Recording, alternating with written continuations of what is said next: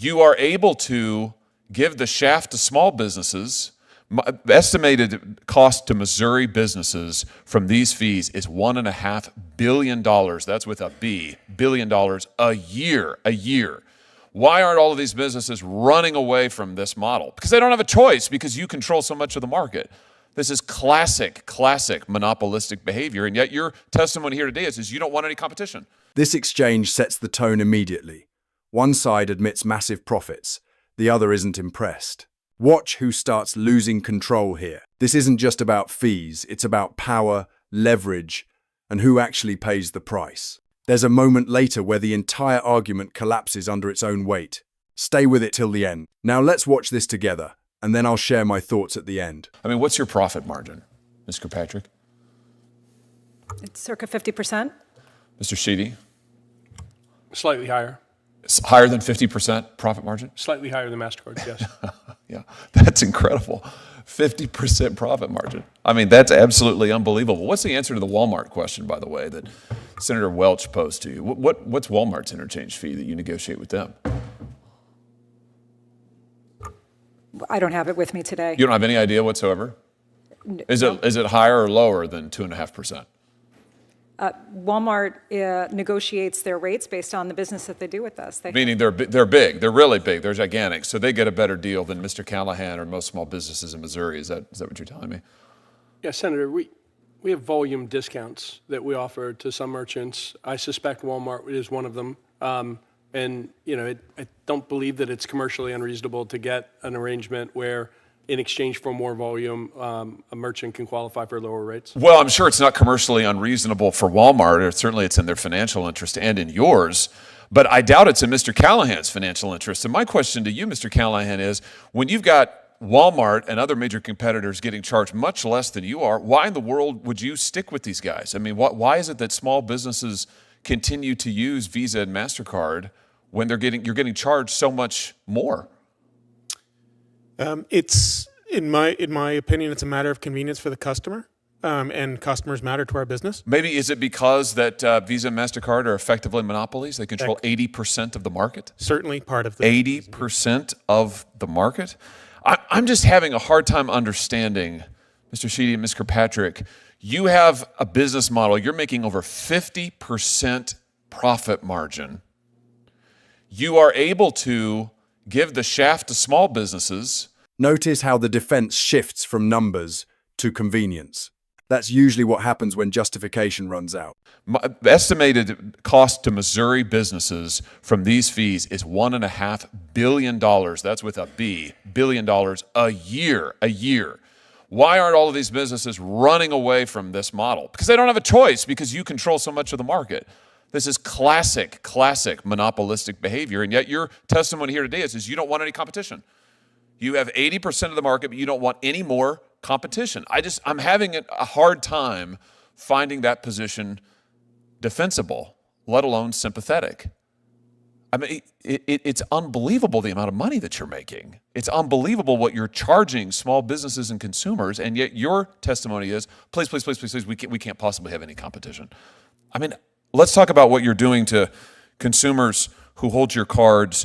Last year, as I understand it, there were 726 million Visa and MasterCard credit cards issued in the United States. That's about 2 for every 1 person in the United States of America. Do either of you know how much debt is owed on your networks, Ms. Kirkpatrick?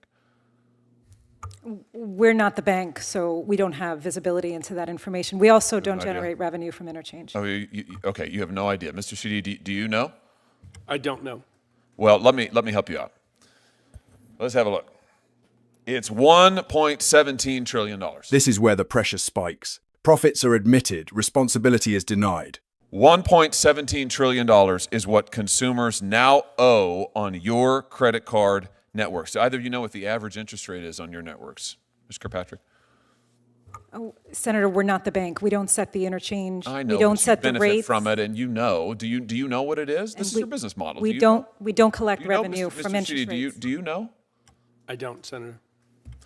I mean, do either of you read the newspaper? Forbes magazine just estimated last week that the average credit card APR in your networks is 28.75%. Average. 29%, let's call it. 29%. It's nearly doubled in the last 4 years. That is astounding, absolutely astounding. And you just testified a second ago that you've got more than 50% profit margin, and yet your testimony here today is you can't possibly survive if there's any competition. How can that be true? How can that be true? You've got debt like we've never seen before in American history. Your profit margins are as high or higher than they've ever been. You have 80% of the relevant market in the credit card interchange fees that we're talking about, and yet you couldn't survive if there's any competition? What am I missing? Watch how the question keeps coming back unanswered. That silence matters more than the response. That's not a rhetorical question. How is it that you can't do any better? Senator, we like competition very much. As my colleague from MasterCard mentioned, we don't loan money to consumers. That's the job of the banks. I will say, as it relates to small business, we care very much. And the pandemic was difficult on small business more than anyone. In 2022, we lowered rates for 90% of small businesses in the United States. I also think that many of the security and the digital features that have been put in the network help small businesses. Wait a minute, but wait a minute. My time is almost expired. I don't mean to interrupt you. I'm sorry to interrupt you. But hold on just a second. You've increased the swipe fees consistently in the last few years. You've raised them, even as your network has expanded, even as your profit margins have gone up. You've raised the swipe fees. And in terms of competition, you are paying competitors not to enter the market. The DOJ lawsuit says that you threaten retailers with staggering financial penalties, that's a quote, staggering financial penalties, if they use a competitor, and you're paying Apple and Square and others not to compete in your market. You've got 80% market share, and you are paying off would-be competitors not to come into the market while you charge people like Mr. Callahan, who knows how much more than big entities like Walmart. I mean, this is just classic collusive monopoly behavior. And your testimony is, you can't accept any more competition. I agree with one thing that my colleagues down the dais have said. This is the core accusation. Market control, intimidation, and blocked competition laid out plainly. This is not a sustainable situation. It is not sustainable. This has to change. $1.17 trillion in debt, this has to change. And I'll just end with this, Mr. Chairman. I thought one of the best proposals that the President-elect Trump, made during his last campaign, his most recent campaign, was to cap the interest rates of credit cards. So we could do that. We could do this and that. I think it's a great idea. I don't know why 30% interest rate should be charged on debt like this. I don't understand it. And I don't understand why you won't accept the smallest modicum of competition when it comes to these retailer fees. And I'm just here to tell you, this will not stand. Thank you, Mr. Chairman. I'll start out with you, Mr. Cantor. Last time we discussed this topic in the committee, you agreed we needed more antitrust enforcement in the area. It is actually fitting that Senator Grassley and I are both here because he and I worked very hard for years and years to pass our bill to change the merger fees to charge less on small mergers, more on big ones. Tone shift here. From confrontation to justification, and it doesn't land. We finally passed that through the Senate. I think we're finally seeing the fruition of some of this to our agencies. However, we want to make sure that we keep the pressure on as a new administration starts, that this has been a bipartisan effort beyond the topic of this hearing.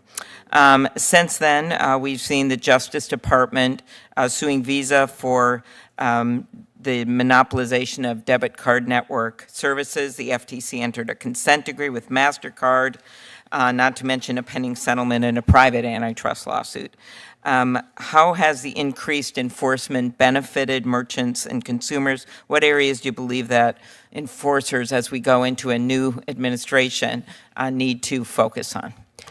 Thank you, Senator. And first of all, thank you for your thought leadership on these antitrust issues. It's incredibly helpful across a range of things. Enforcement has helped.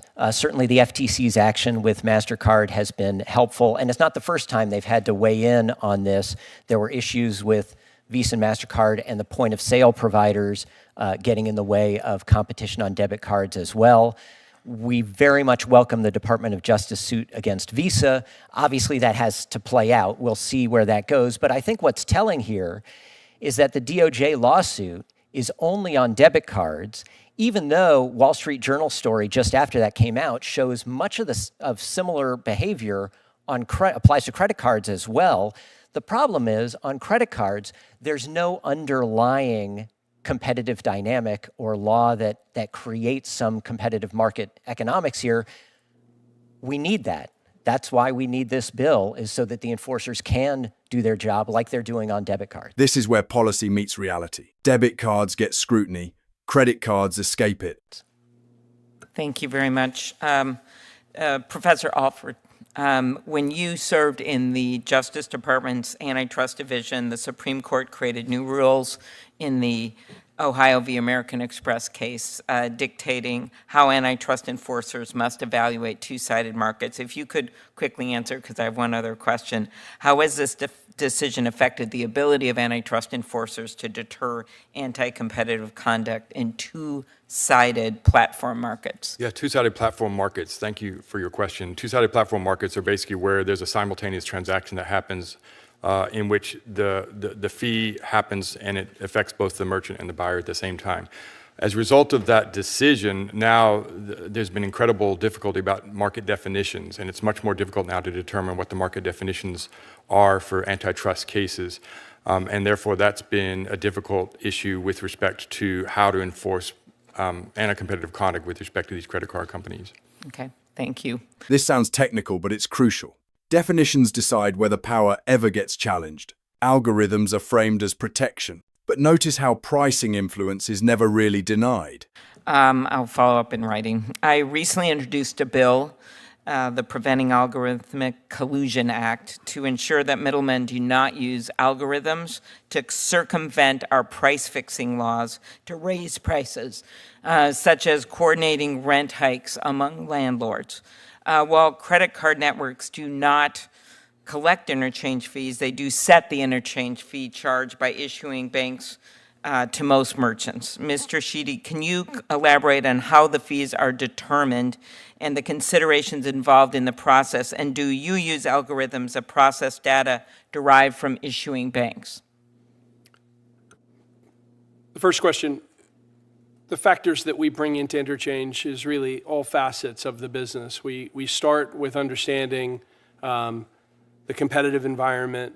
We would like for the card to be accepted as broadly as it can be accepted. The merchant point of view is very important and a huge part of how Visa has positioned itself historically as being accepted in more locations. There's a big part of how we think about interchange fees in terms of encouraging the adoption of new technology. So we create incentives in the fee structure. We consider them incentives. Some people might consider them penalties, but if you can adopt a new technology that reduces risk and takes fraud out of the system and improves streamlined processing, then you would qualify for lower interchange rates. And that's a big part of the structure. We do spend quite a bit of time understanding the needs of the 4,000 credit card issuers across the United States, all of our clients, the costs that they incur in supporting consumers. And it's very expensive to issue a product and to provide payment guarantee and online customer service, zero liability. All of those things and many more, Senator, get factored into interchange. I don't want to go on too far there because I want to get to the second part of your question, which is algorithms. We've invested significantly in the sophistication of our algorithms, AI included, and they are squarely and wholly focused on reducing fraud and addressing cyber risk in the system, which we've done very effectively. As I sit here, I can't think of anything that we do along the lines of what you're discussing that's outside of the area of driving network security and improving cyber risk. That closing concern isn't abstract. It's a warning about coordination hiding in plain sight. In a very difficult time. Okay, well, I'll follow up in writing because my colleagues have questions. But my concern is that in at least the work I've done in the rent area, that literally these are being used for a high-price, sophisticated price-fixing scheme because all these people are throwing their data in, and then another entity is figuring out what the price should be. And so they're actually coordinating all the information that's out there. So, thank you. This exchange wasn't really about fees. It was about accountability. On one side, you had executives calmly admitting to enormous profit margins while claiming helplessness. On the other, a senator refusing to let the math slide. The most telling moment wasn't the accusations, it was the repeated, "I don't know." When trillion-dollar systems can't explain their own outcomes, that's not ignorance, that's insulation. The hero here is persistence. The villain is a model that profits quietly while spreading costs loudly. That 50% margin admission became the symbol of everything wrong in this debate: profit without responsibility. So here's the real question for you. If this much power exists without transparency, who is actually in control? If you found this breakdown useful, make sure to like the video, subscribe, and turn on notifications for more deep dives like this.